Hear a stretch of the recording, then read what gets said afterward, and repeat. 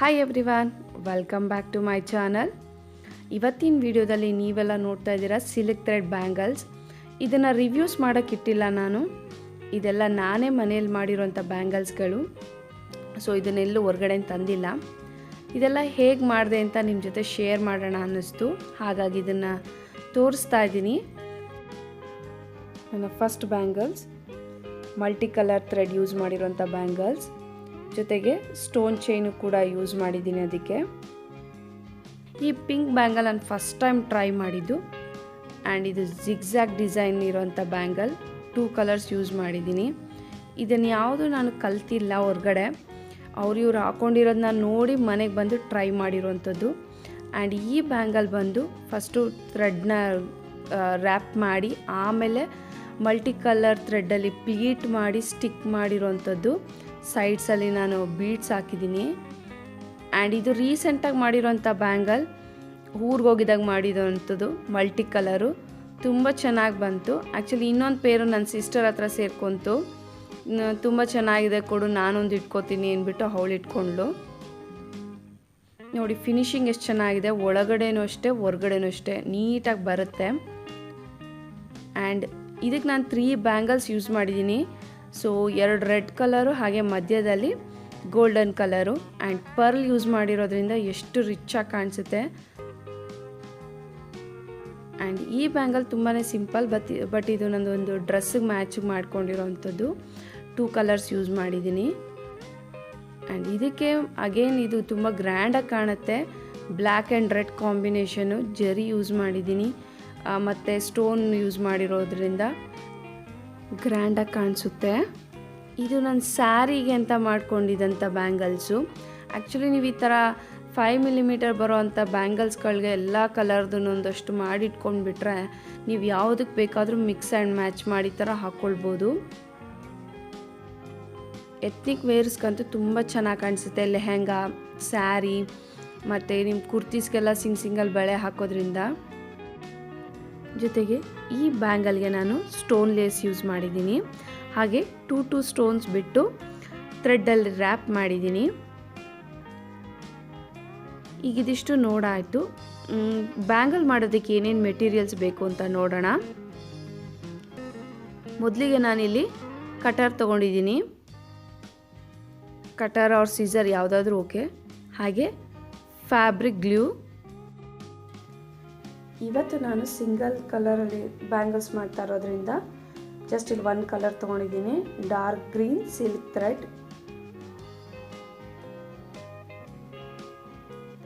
And ಇದು ಬಂದು stone lace.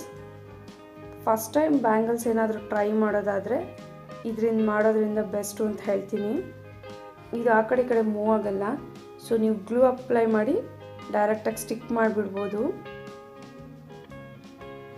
And ಇದು ಬಾಲ್ ಚೈನ್. ಇದು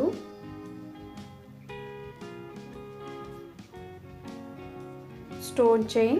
ಇದರಲ್ಲಿ 3 ವೆರೈಟೀಸ್ ಬರುತ್ತೆ, ಸ್ಮಾಲ್, ಮೀಡಿಯಮ್ ಆ್ಯಂಡ್ ಲಾರ್ಜ್ ಅಂತ. ನಾನಿವತ್ತಿಲ್ಲಿ ಮೀಡಿಯಮ್ ಸೈಜ್ ತೊಗೊಂಡಿದ್ದೀನಿ. ಹಾಗೆ ಪ್ಲಾಸ್ಟಿಕ್ ಬ್ಯಾಂಗಲ್ಸ್, ಇದರಲ್ಲೂ ಸೈಜ್ ಅವೈಲಬಿಲಿಟಿ ಇದೆ.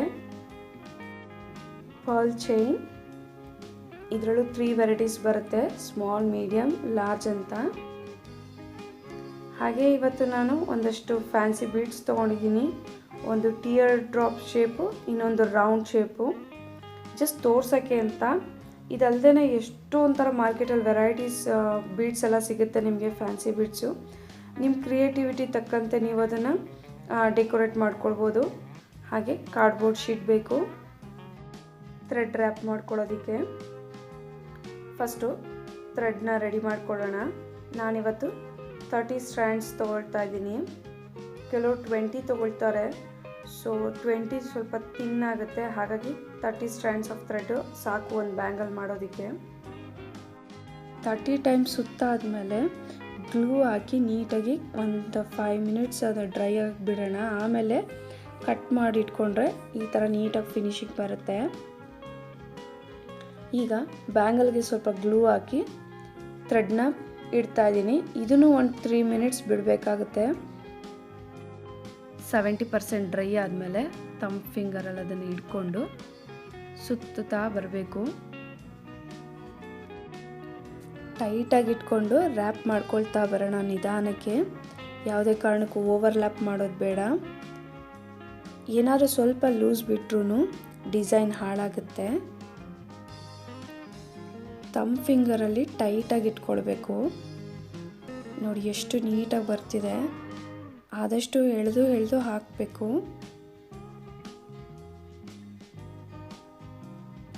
ಆಮೇಲೆ ಥ್ರೆಡ್ನ ತುಂಬ ಲೆಂತ್ ತೊಗೊಳೋದು ಬೇಡ, ಎಲ್ಲ ಹಾಳಾಗೋ ಚಾನ್ಸಸ್ ಇರುತ್ತೆ. ಸೊ ರೈಟಿಂಗ್ ಪ್ಯಾಡ್ ಅಷ್ಟು ತೊಗೊಂಡ್ರೆ ಸಾಕು. ಅದನ್ನು 2 ಟೈಮ್ಸ್ ಬೇಕಾಗುತ್ತೆ ಒಂದು ಬ್ಯಾಂಗಲ್ ಮಾಡೋದಕ್ಕೆ. ಸೊ ಹಾಫ್ ಒಂದು ಸಲ, ಇನ್ನೊಂದು ಹಾಫ್ ಇನ್ನೊಂದು ಸಲ ಅಂತ.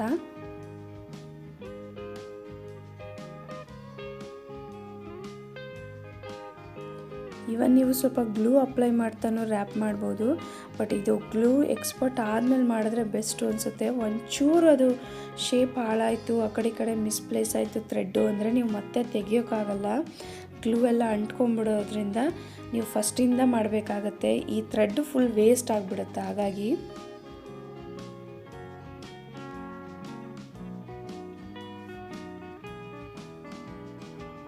ಗ್ಲೂ ಹಾಕಿದಾಗ ತುಂಬ ಪೇಷನ್ಸಿಂದ ನಿಧಾನಕ್ಕೆ ರ್ಯಾಪ್ ಮಾಡಬೇಕಾಗುತ್ತೆ.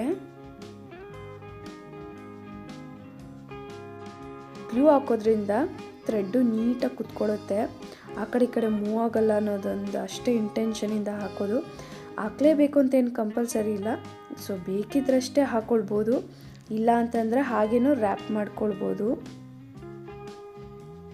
ಈಗ ಆಲ್ಮೋಸ್ಟ್ ನಂದು ಆಯಿತು. ಈಗ ಫಿನಿಶಿಂಗ್ ಹೇಗೆ ಮಾಡೋದು ಅಂತ ತೋರಿಸ್ತೀನಿ.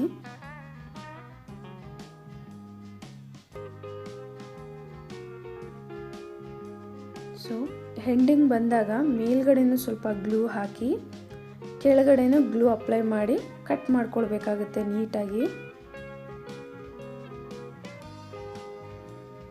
ಈಗ ಎಕ್ಸ್ಟ್ರಾ ಇರೋ ಥ್ರೆಡ್ನ ನಾನು ಟ್ರಿಮ್ ಮಾಡ್ಕೊಳ್ತೀನಿ.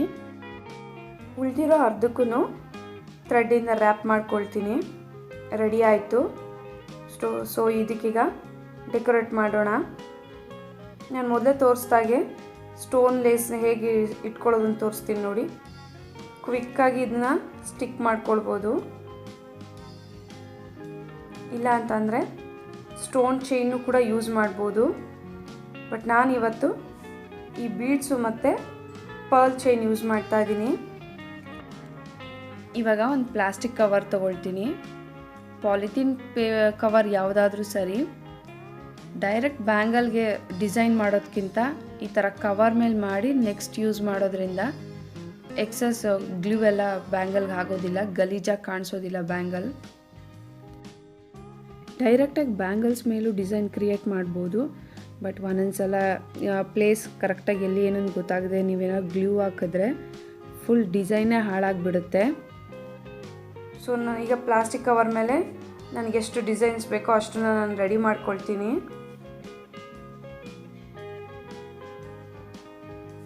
ಆಲ್ರೆಡಿ ಒಂದು ಸ್ಟಿಕ್ ಮಾಡಿದ್ದೀನಿ ನೋಡಿ. ಈಗ ಎಕ್ಸಾಕ್ಟ್ ಆಪೋಸಿಟ್ ಇನ್ನೊಂದನ್ನು ಸ್ಟಿಕ್ ಮಾಡ್ತೀನಿ. ಸ್ವಲ್ಪ ಗ್ಲೂ ಹಾಕ್ಕೊಂಡು ಈ ಥರ ತೆಗೆದು ಜಸ್ಟ್ ಸ್ಟಿಕ್ ಮಾಡ್ಕೊಂಡ್ರೆ ಆಯಿತು.